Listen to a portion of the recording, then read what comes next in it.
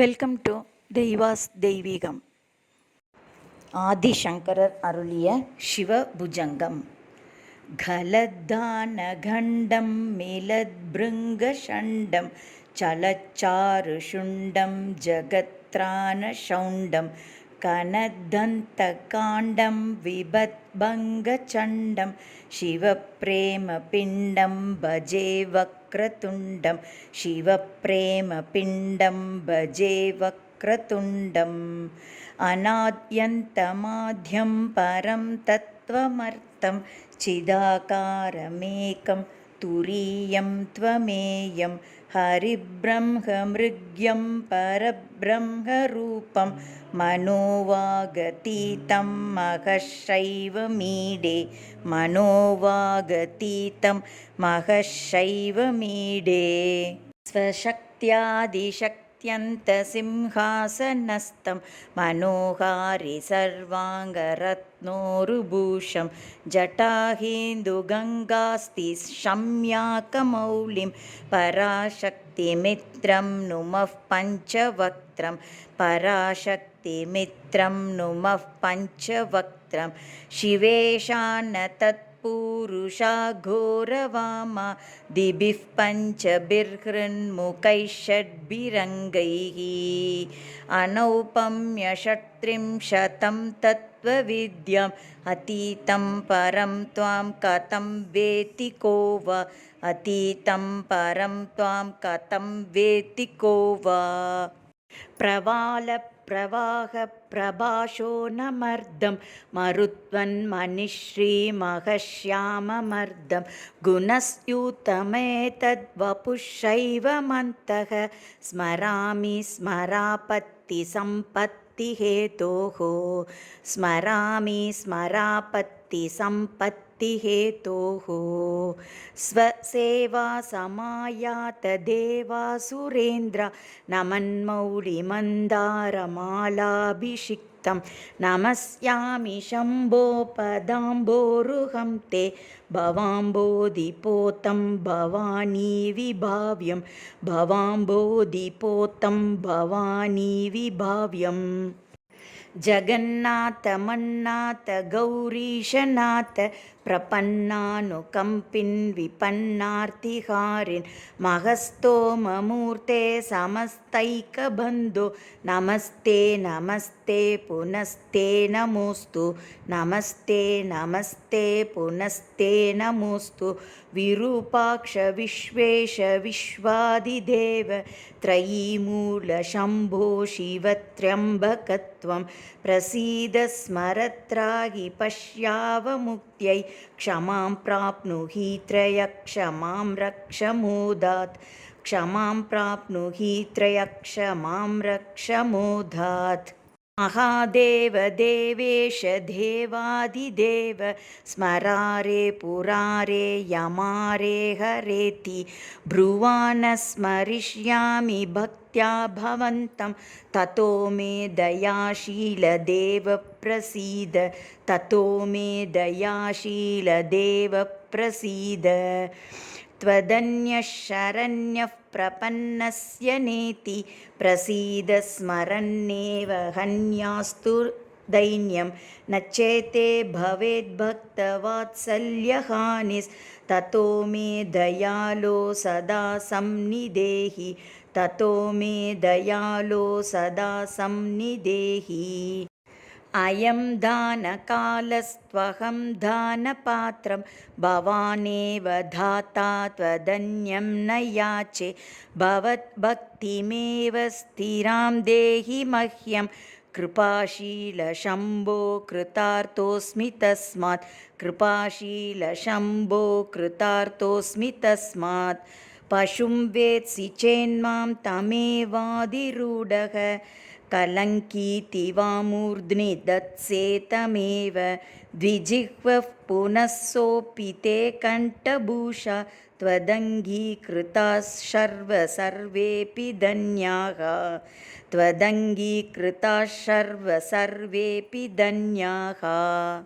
न शक्नोमि कर्तुं परद्रोहलेशं कथं प्रीयसे त्वं न जाने गिरीश तथा हि प्रसन्नोऽसि कस्यापि कान्ता सुतद्रोहिणो वा पितृद्रोहिणो वा सुतद्रोहिणो वा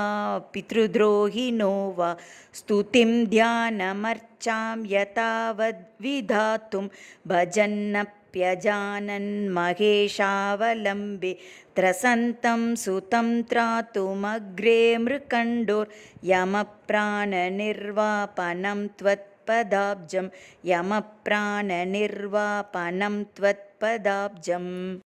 शिरोदृष्टिहृद्रोगशूलप्रमेहज वरार्षो जरायक्ष्महिकाविशार्तान् त्वमाद्योऽभिषक्वेशजम्भस्मशम्भो त्वमुल्लाघयास्मान् वपुर्लाघवाय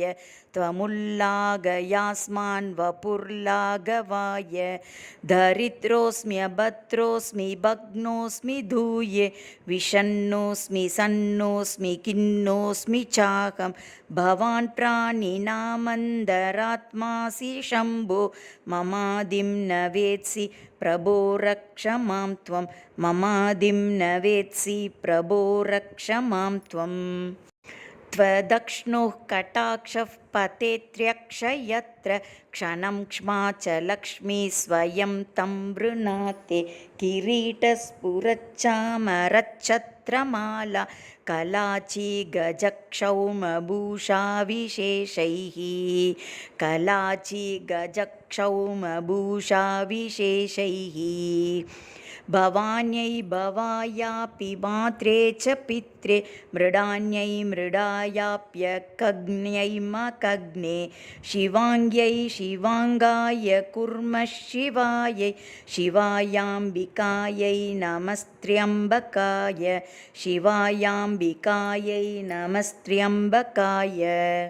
भवद्गौरवं मल्लघुत्वं विदित्वा प्रभो रक्षकारुण्यदृष्ट्यानुगं मां शिवात्मानुभावस्तुतावक्षमोहं स्वशक्त्या कृतं मे परादं क्षमस्व स्वशक्त्या कृतं मे परादं क्षमस्व यदा कर्णरन्ध्रं व्रजेत् कालवाहद् विशत्कण्ठघण्टाघनात्कारनादः वृषादीशमारुह्य देवौपवाह्यं तदा वत्समाभिरिति प्रीणयत्वं तदा वत्समाभिरिति प्रीणयत्वम् यदा दारुणाभाषणा भीषणा मे भविष्यन्त्युपान्ते कृतान्तस्य धूताः तदा मन्मनस्त्वत्पदाम्बोरुहस्तं कथं निश्चलं स्यान्नमस्तेऽस्तु शम्भो कथं निश्चलं स्यान्नमस्तेऽस्तु शम्भो यदा दुर्निवारौ यतोऽहं शयानो लुटन्निःश्वसन्निःसृता व्यक्तवाणिः तदा जह्नु कन्या जलालङ्कृतं ते जटामण्डलं मन्मनोमन्दिरं स्यात् जटामण्डलं मन्मनोमन्दिरं स्यात् यदा पुत्रमित्राधयो मत्सकाशे रुदन्त्यस्य गीतृषीयं दशेति तदा देवदेवेश गौरीश शम्भो नमस्ते शिवायेत्यजस्रं ब्रवाणि नमस्ते शिवायेत्यजस्रं ब्रवाणि यदा पश्यतां मामसौ वेति नास्मान् अयं श्वास एवेति वाचो भवेयुः तदा भूतिभूषं भुजङ्गावनद्धं पुरारे भवन्तं स्फुटं भावयेयं पुरारे भवन्तं स्फुटं भावयेयम् दायातनादेहसन्देहवाहि भवेदात्मदेहेन मोहो महान् मे तदाकाशशीतांशु सङ्काशमीश स्मरारेव पुस्ते नमस्ते स्मरामि स्मरारेव पुस्ते नमस्ते स्मरामि यदा भारमच्च तच्चायमस्तानमद्भिर्जनैर्वा विहीनं कामिष्यामि मार्गं तथा तं निरुन्दन् कृतान्तस्य मार्गं महादेव मह्यं मनोज्ञं प्रयच्छ महादेव मह्यं मनोज्ञं प्रयच्छ यदा रौरवादी स्मरन्नेव भीत्या प्रजां यत्र मोहं महादेव घोरं तदा मामहो नाथकस्तारयिष्यत् यनातं पराधीनमर्देन्दुमौले यनातं पराधीनमर्देन्दुमौले यदा श्वेतपत्रायतालङ्क्य शक्तेः कृतान्तात् भयं भक्तवात्सल्यभावात् तदा पाहि मां पार्वतीवल्लभान्यं न पश्यामि पातारमेतादृशं मे न पश्यामि पातारमेतादृशं मे इदानीमिदानीमृतिर्मे भवित्रीत् यहो सन्ततं चिन्तया पीडितोऽस्मि कथं नाम मा भून्मृतौ भीतिरेषा नमस्ते गतीनां गते नीलकण्ठ नमस्ते गतीनां गते नीलकण्ठ अमर्यादमेवा हमाबालवृद्धं हरन्तं कृतान्तं समीक्ष्यास्मि भीतः मृतौ तावकाङ्ग्र्यजदिव्यप्रसादात् भवानी पते निर्भयोऽहं भवानी भवानी पते निर्भयोऽहं भवानी जराजन्मगर्भादिवासादिदुःख यसह्यानि जह्यां जगन्नाथदेव भवन्तं विना मे गतिर्नैव शम्भो दयालो न जागर्ति किं वा दयाते दयालो न जागर्ति किं वा दयाते शिवायेति शब्दो नमः पूर्व एष स्मरन्मुक्तिकृन्मृत् युगा तत्त्ववाचि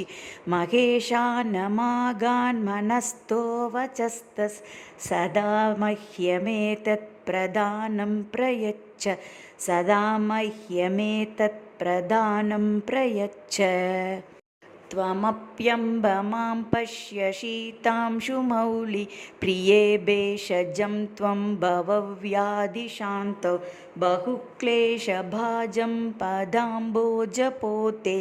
भवाब्दौ निमग्नं नयस्वाद्यपारं भवाब्दौ निमग्नं नयस्वाद्यपारम्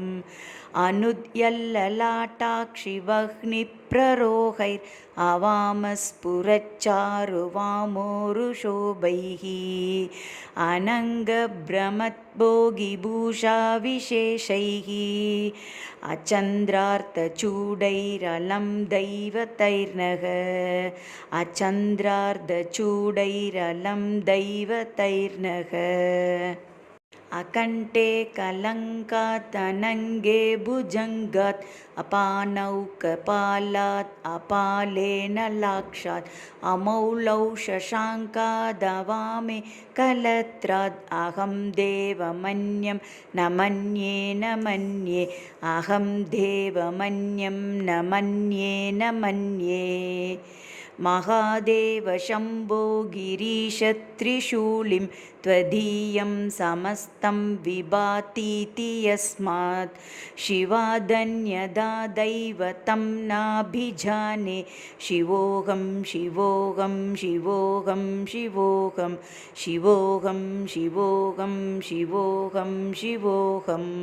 यतो जायतेदं प्रपञ्चं विचित्रं स्थितिं याति यस्मिन् यदेकान्तमन्ते सकर्मादिहीनः स्वयं ज्योतिरात्मा शिवोऽहं शिवोऽहं शिवोऽहं शिवोऽहं शिवोऽहं शिवोऽहं शिवोऽहं शिवोऽहं किरीटे निशेषो ललाटे हुताशो भुजे भोगिराजो गले कालिमा च तनौ कामिनी यस्य तत् तुल्यदेवं न जाने न जाने न जाने न जाने न जाने न जाने न जाने न जाने